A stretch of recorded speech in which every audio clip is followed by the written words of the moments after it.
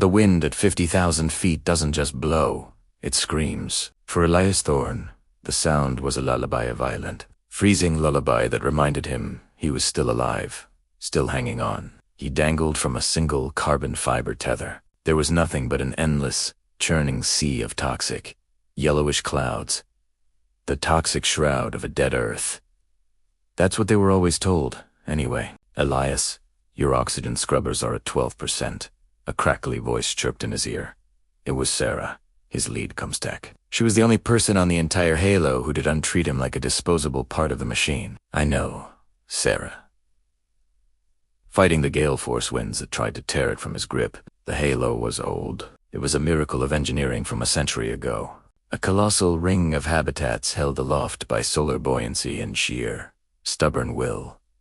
But it was rotting from the outside in. Every day, it took men like him, dangling on the edge of the world, to keep it from falling out of the sky. His visor, frosted at the edges, caught a glint of light from far below, deeper than the smog, down where the cities used to be. It wasn't the sun. It was a rhythmic pulse. Dot dash, dot dash, dot dash dash.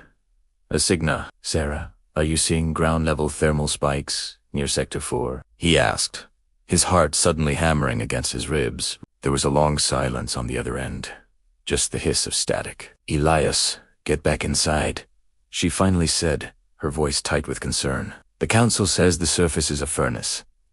Nothing survives there. You're seeing ghosts. But Elias couldn't let it go. Ghosts didn't send Morse code. That night, back in the cramped, metallic bunk of his quarters in the lower docks, he did something highly illegal. He bypassed the Halo's central firewall. Using a salvaged long-range receiver he'd patched together from scrap, he tuned into the frequency of that strange, pulsing light. He didn't find heat signatures, just as Sarah had predicted. He found something else. He found a voice. It was distorted, layered in static and cosmic noise, but it was unmistakably human. If anyone ... Altitude. The nitrogen levels have dropped. The green is returning. We are at the coordinates of old Denver ... Please. Elias felt a chill that had nothing to do with the stratospheric cold outside his viewport. For generations, the Council of Clouds, the iron-fisted rulers of the Haler, had preached that the Earth was a graveyard. The sky is our sanctuary. The motto was plastered on every wall, in every school, in every public broadcast. But if the Earth was healing, if people were alive down there, then the Halo wasn't a sanctuary. It was a prison, and the Council wasn't their saviors. They were their jailers. Elias began to see the lies everywhere. He started noticing the inconsistencies he had always ignored. The official scarcity of resources that forced the lower-class workers in the docks to live on nutrient paste and recycled water, while the Council and the elite lived in the lush, opulent aura gardens at the very top of the ring, a place with real trees, open parks, and fresh food. It was a perfect system of control. If everyone believed the only alternative was a fiery death on the surface, they would accept any hardship, any inequality, to remain in the safety of the sky. But if the Earth was habitable, the Council would lose their godlike status. Their entire world, built on a foundation of fear, would collapse. He had to tell Sarah. He met her in the deep shadows of the Hydra silos, the massive tanks that held the station's water supply. The air was thick with the smell of ozone and disinfectant. I'm going down, he whispered, his voice barely audible over the hum of the purification pumps. Sarah's eyes went wide with terror.